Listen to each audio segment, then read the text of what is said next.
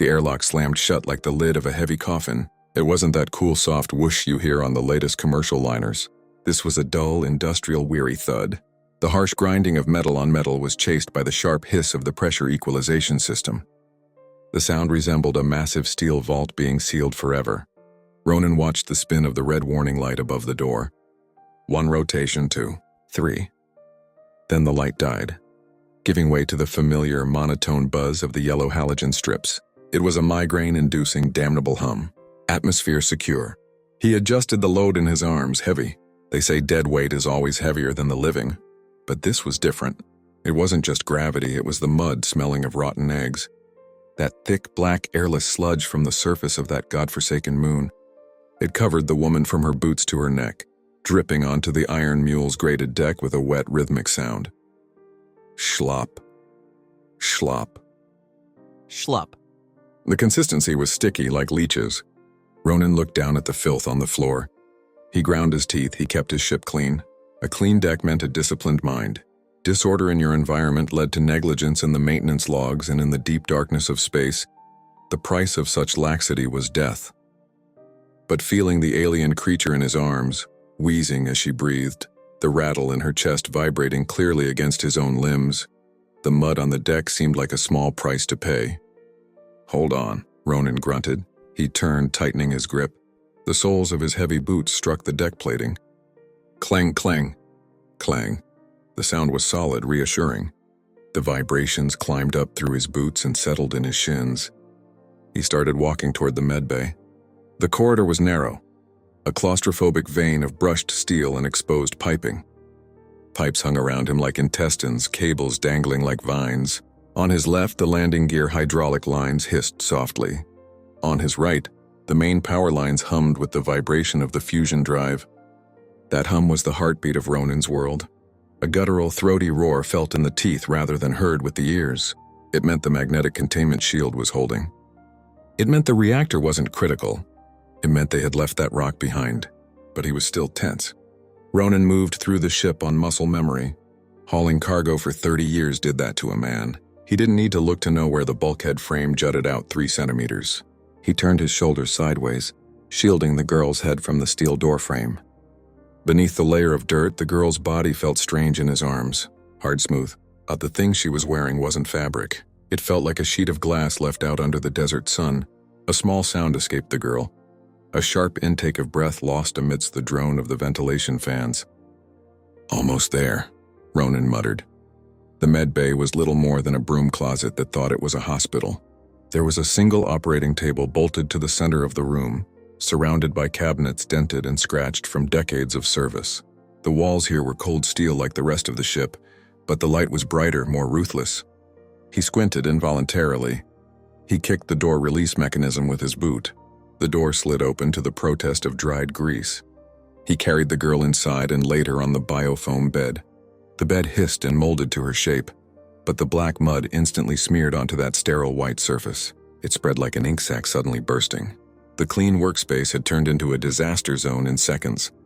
Ronin clenched his jaw. He would scrub those deck plates one by one later, with a toothbrush if necessary. He reached out and slapped the heavy switch on the wall panel. The diagnostic scanner groaned to life. It was old tech stripped from a decommissioned destroyer, reliable but loud.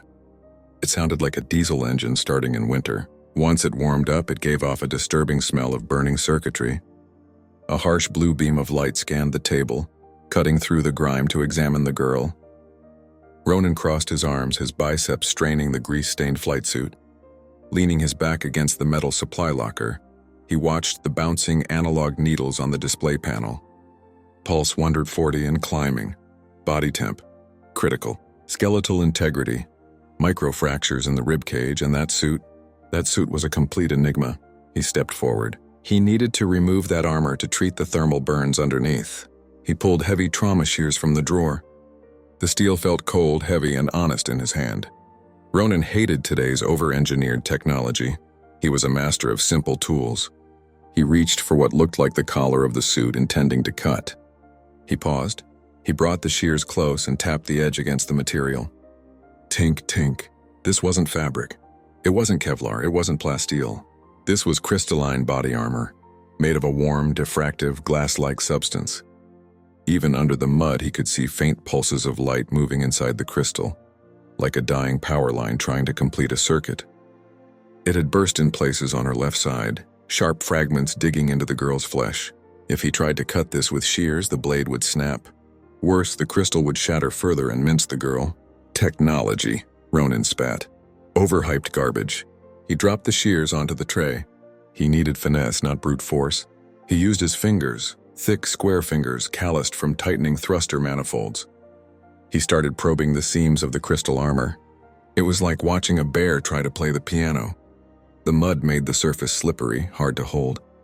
He wiped his hand on his leg and tried again. He found a slight depression under her jawbone. A pressure point, he pressed it. With a sharp click, the crystal plates retracted. It was like mechanical origami. The armor slid and unfolded, collapsing into itself with a sound like toppling metal dominoes. He carefully peeled the shattered parts off her wound. As the armor clattered to the metal floor, the smell hit him. It wasn't just the swamp stench of the planet. It was the metallic, coppery taste of dried blood and the sharp ozone smell of cauterized flesh. Ronin's stomach churned even though he was used to these smells. The girl shuddered, a violent, racking seizure that shook the entire operating table. "Easy," Ronin commanded. His voice was low but stern. He grabbed a thermal blanket from the heater unit, one of those silver foils that rustled like candy wrappers, and covered the girl from the waist down. Then he turned to the sink. He turned the faucet. The pump whined for a second. Then water splashed into the steel basin. He took a rough surgical sponge, soaked it in warm water, and returned to the table. He began to clean her face. He wasn't being gentle because he was soft-hearted. He was being gentle because he was precise. You don't force a stripped bolt. You don't scrub a plasma burn. You solve the problem. He wiped away the layer of black slime. The sponge grew dark and heavy. He rinsed it, wiped again. The skin underneath was surprising, smooth, a deep azure, like the color of the sky at midnight. Not paint, not a tattoo, biological. It stood in sharp contrast against the sterile white sheets of the biobed. Her features were sharp and angular, high cheekbones that could cut glass. Her hair, previously matted with mud, began to reveal itself as he washed away the dirt. It was white, a sharp, blinding white, long and straight. Once that heavy mud was gone, it flowed off the edge of the table like liquid silk.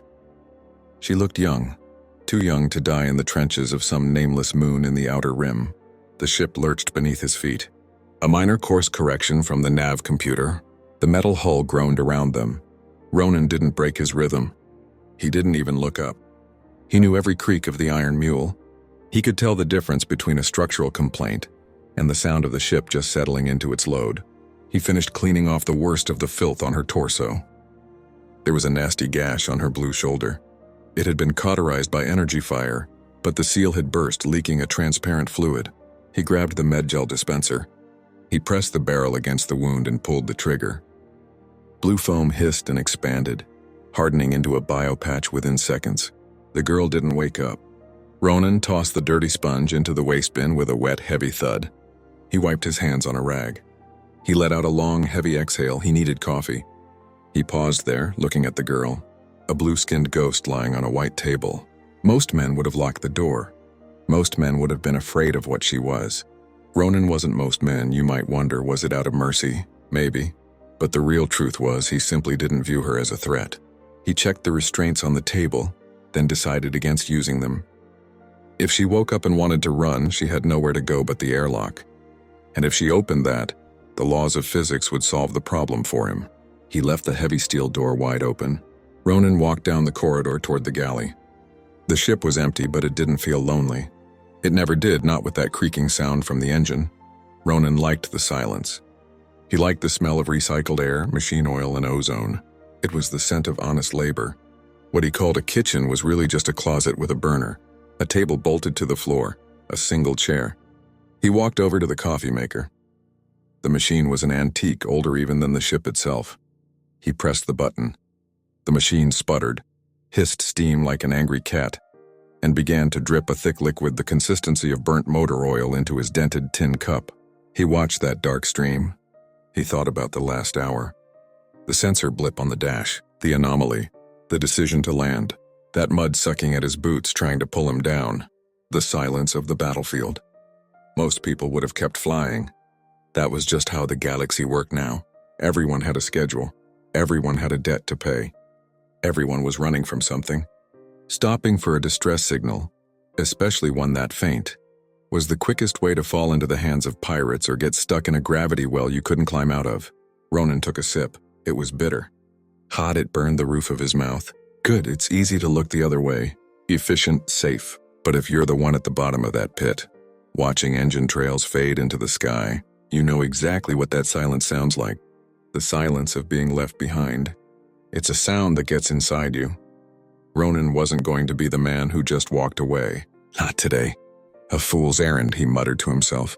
He walked back toward the medbay, the cup warming his hands. The yellow overhead lights were buzzing. One of the ballasts was on its way out. He'd have to fix that later. He stopped in the doorway. The girl was moving. Her head was thrashing from side to side. Her hands, emerging from under the silver blanket, clawed at the air. She was fighting an invisible creature, fighting the memory of whatever had put her in that mud. Ronin stepped inside. He set the cup on the metal counter with a heavy, decisive sound. Clack, wake up, he barked. Her eyes snapped open. They were gold. Vertical slit pupils, predator's eyes. As if time froze for a moment, they dilated instantly in the dim light. She sucked in a breath with a sound like tearing paper and scrambled backward. She slammed against the wall of the exam table, the metal shuddering. Calm down, Ronin said. He didn't move toward her. He stood his ground, a rock of a man in a grease-stained flight suit, hands hanging loose at his sides. The girl looked frantically around her. She saw the medical equipment, the steel walls. Then she looked at him. She bared her teeth, sharp, serrated teeth, and hissed. It was a primal sound, fear wrapped in violence. She tried to lunge, to pounce on him, but her legs failed her. Clutching the side where her blue skin was burned, she collapsed back onto the bed. You're on a ship, Ronin said. A flat tone, emotionless. My ship, you were in the mud. Now you're not. Human, the girl growled. Her voice sounded like gravel in a concrete mixer. Where is my unit? Gone, Ronin said. He didn't sugarcoat it. Scanner showed a flat line for 3 kilometers in every direction. Just you. The girl slumped. The fight drained out of her spirit, but the suspicion remained. She sized him up. She eyed the heavy pistol in the holster at his hip. Her voice trembled. Prisoner? She asked. Tense, Ronin snorted. He picked up his coffee and took a slow sip. He let her watch. He wanted her to see he wasn't in a hurry, that he wasn't afraid. If you were a prisoner, you'd be in the brig, Ronin said. And I wouldn't be wasting expensive med gels on you. You're a guest for now. Guest? She said the word as if spitting it out. Humans do not take guests. I don't take trophies either, Ronin said. Can't be bothered to dust them. The girl looked confused. Good. Confusion stops a trigger finger. It engages the brain. Drink, Ronin said, jutting his chin toward the sink. You're dehydrated. Your kidneys are shutting down. I can hear your heart skipping from here. She hesitated. She looked at the faucet, then at him.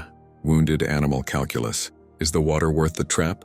Ronin didn't push. He turned his back, a calculated risk. He walked to a locker, tools clanking. He pulled out a nutrient pack, military surplus, the kind that tasted like cardboard and chalk, and tossed it onto the table at the girl's feet. Eat, Ronin said. I'm going to check the engines. If you die while I'm gone, try not to make a mess on the floor. He walked away. He left the heavy steel door wide open. Ronin walked down the corridor to the engine room. The air was hotter here, denser. The smell of ozone and ionization was stronger. He loved it. The engine room was the Iron Mule's cathedral. The fusion core pulsed in the center of the room. Inside, a glass containment cylinder and spinning magnetic rings. Blue light from the reaction chamber cast long, dancing shadows on the walls. He walked to the main console. Check the gauges, pressure nominal. Heat exchange within limits, magnetic seal 98%. He flicked a stuck dial with his finger. The needle jumped back to where it belonged.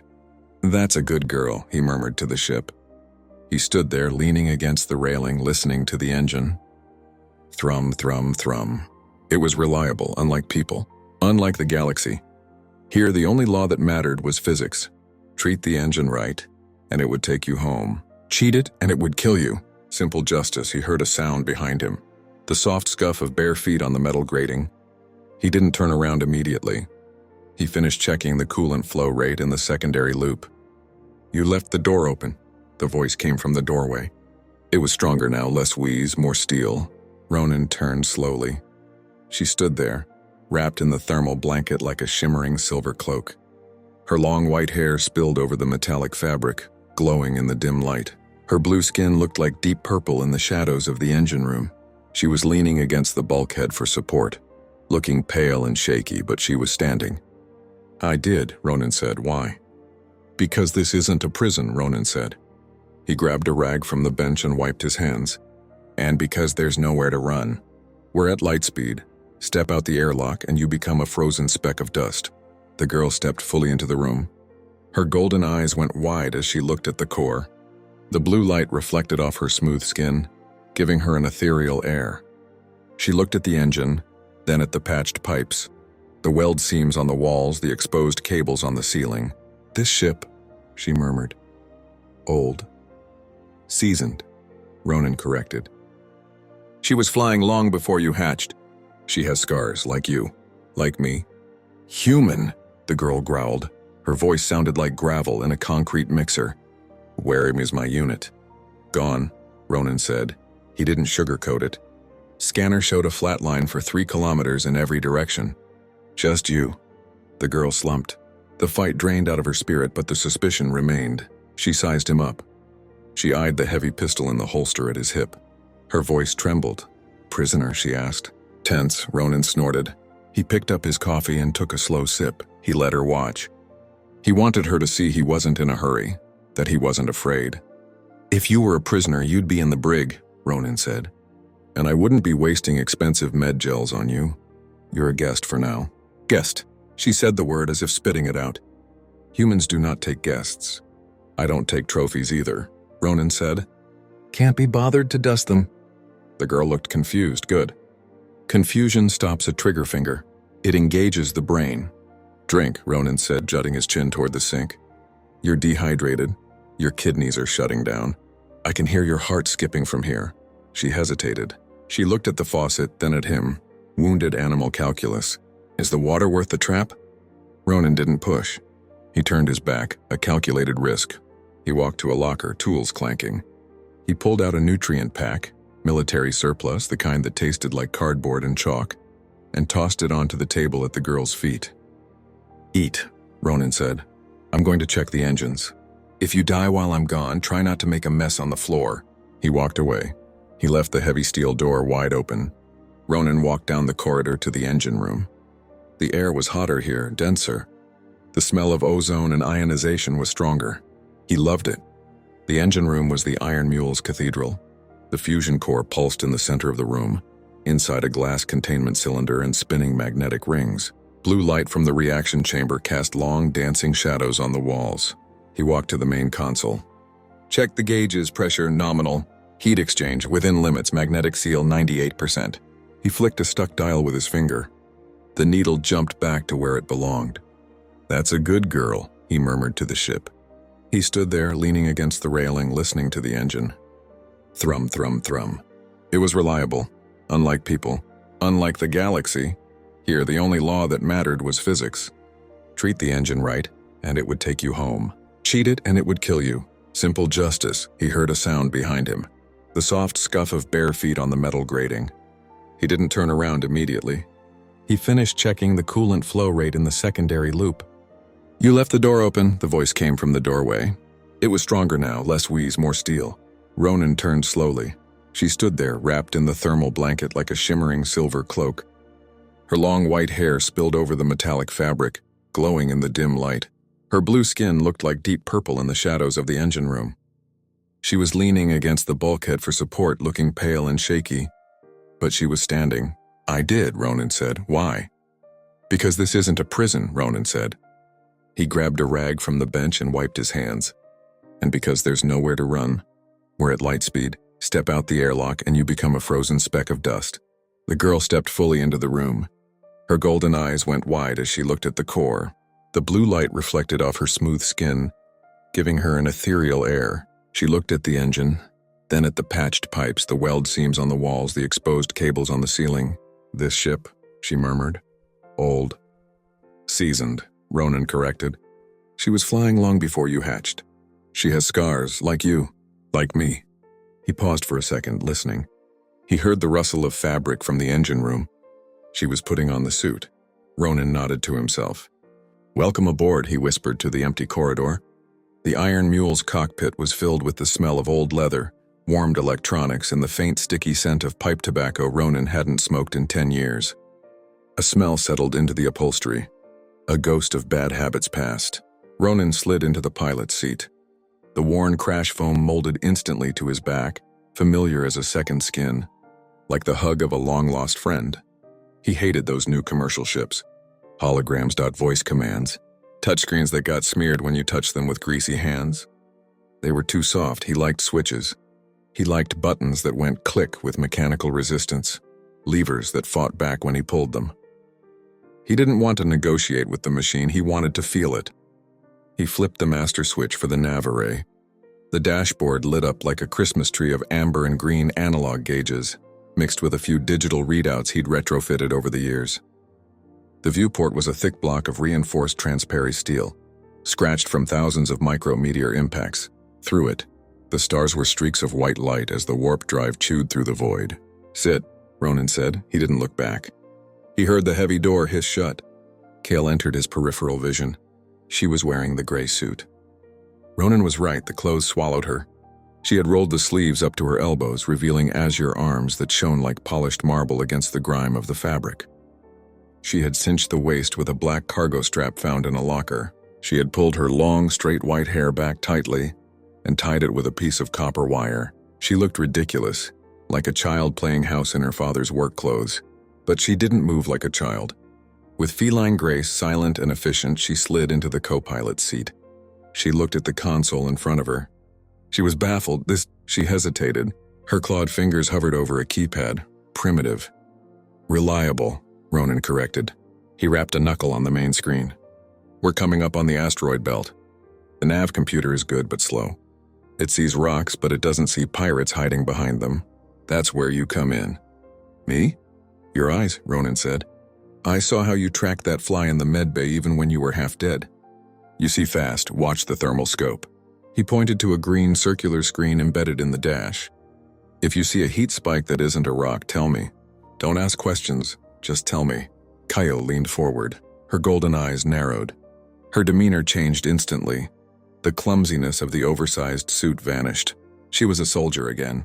Given a mission, given a purpose. Ronin disengaged the warp drive. The ship shook violently. Returning to normal space always felt like hitting a brick wall. The stream of stars stopped and snapped into hard, cold points of light. The pitch of the engine dropped from a high whine to a deep, guttural rumble that vibrated the deck plates. Ahead of them, the belt stretched for millions of kilometers like a chaotic river of stone and ice. "Easy," Ronin murmured. His hands gripped the dual flight sticks. He steered the Iron Mule into the field. It was slow work, like threading a needle with a sledgehammer. Massive asteroids, some the size of cities, tumbled lazily in the dark. The ship's proximity sensors beeped constantly. Ping, ping. There was a tense heartbeat in the quiet of the cockpit. "Thermal contact," Kale said sharply. Her voice cut through the drone of the engine. "Bearing 210, range of 12 clicks." Ronin looked at his own scope. "Just static, I don't see it," he said. "It is there," Kale insisted. Faint reactor signature. Masked. Ronin didn't argue. Hesitation in his line of work got you spaced. If a veteran tells you the gun is loaded, you don't look down the barrel to check. You act like it's loaded. He trusted her instincts because the instinct to survive was the only universal language in the galaxy. "Hang on," Ronin grunted, seconds before gravity pinned them to their seats. He slammed the throttle into reverse thrust and fired the port maneuvering thrusters. The Iron Mule groaned in protest. The metal frame screamed as G-forces pinned them to the chairs. The ship swung around, putting a massive iron-laden asteroid between them and the coordinates Kyle had called out. "Kill main engine," Ronin commanded. Silent running. He flipped the sequence of switches. Click, click, click. The deep hum of the engine died. The lights in the cockpit flickered and went out, replaced by the dim red glow of the emergency backups. The air cyclers slowed to a whisper. The ship drifted, silent and cold, indistinguishable from any other rock floating in the debris field. "Now we wait," Ronin whispered. The silence was heavy. You could hear the cooling ticks of the dashboard and the blood pressure in your ears.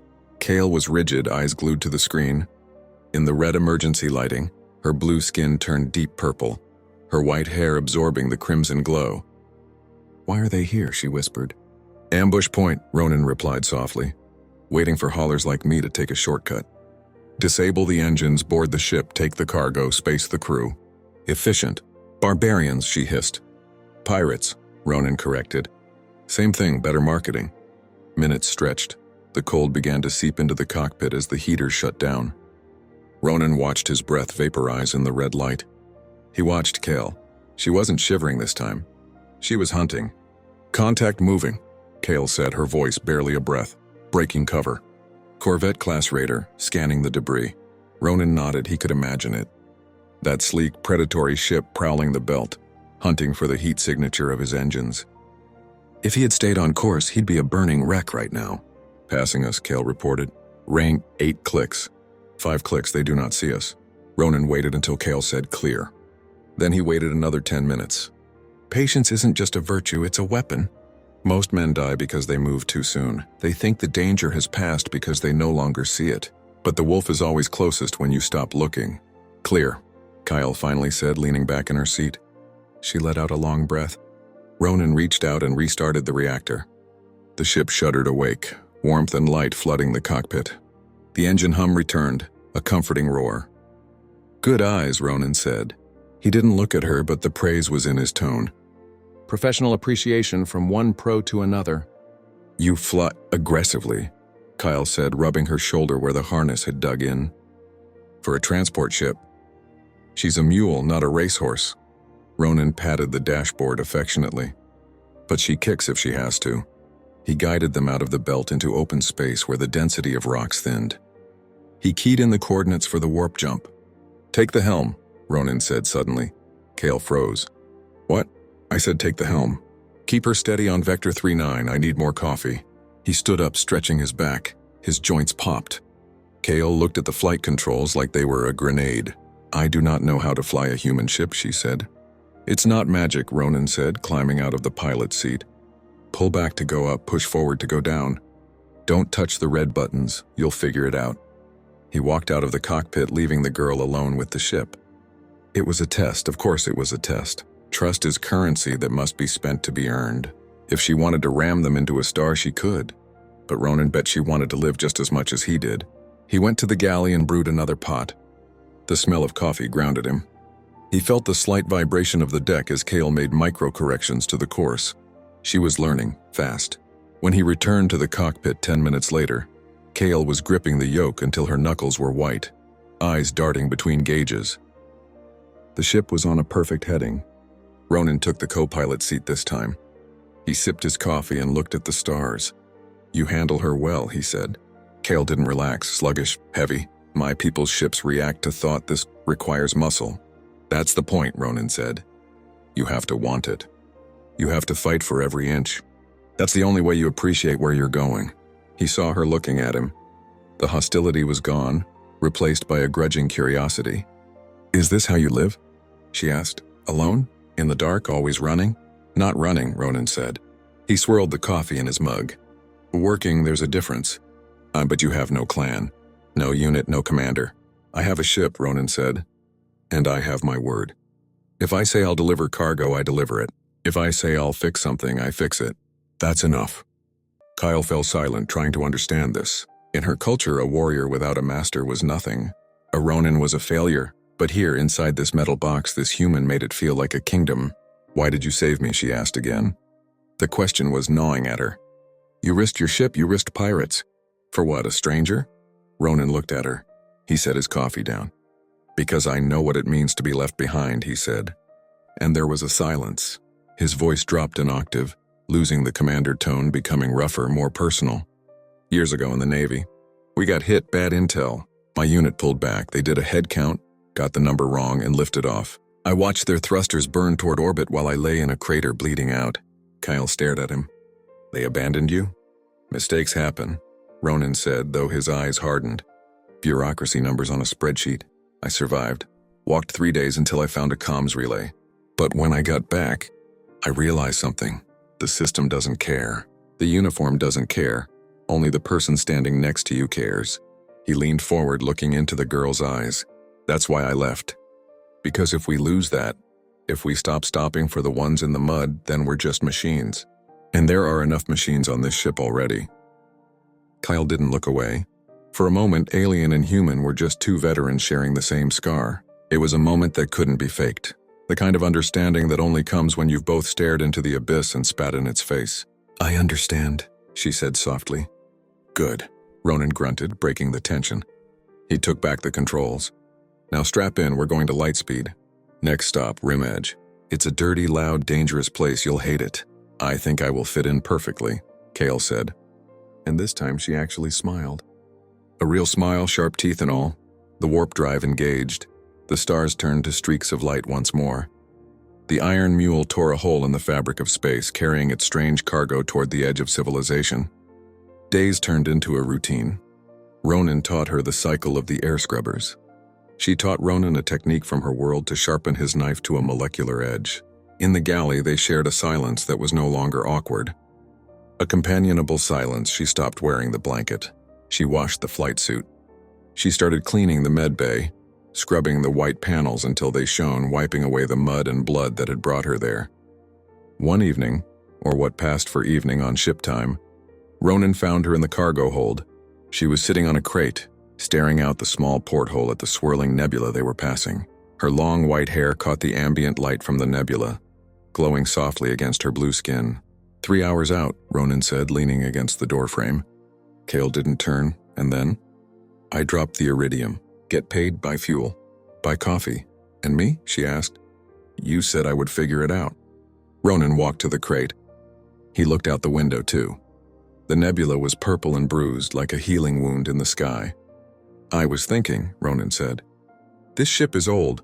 She needs constant maintenance. I spend half my time crawling through pipes when I should be flying.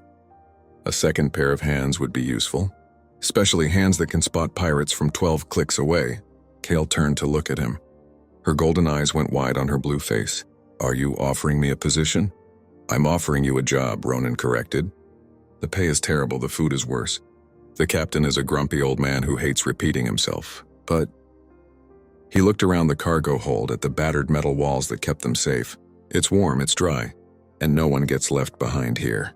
With a slight smile, Kale looked at him. She looked at the scars on his hands, the gray in his beard. She stood up, straightening to her full height. She stood at attention, like a soldier greeting her commander. I accept, she said. Don't get formal, Ronin waved a hand. And don't call me captain unless we're being boarded. Ronin is fine. Ronin, she tested the name again. It sounded different now, not like a title but like an anchor point. Go strap in, Ronin said, turning to the corridor. We've got a gravity well to catch. He walked away, boots ringing on the deck. He felt lighter than he had in years. He wasn't just hauling cargo anymore. He reached the cockpit and sat down. He flicked on the comm system. Static hissed. That lonely sound that used to define his life. Now it was just background noise. He glanced at the empty co-pilot seat. In a minute she would be there. Ronin smiled, a real smile like cracked leather. He tapped the dashboard. You're coming home, he whispered. To the girl who hadn't entered the room yet and to the ship carrying them both. The iron mule roared. Like a defiant beast in the endless night, it burned hard toward the horizon.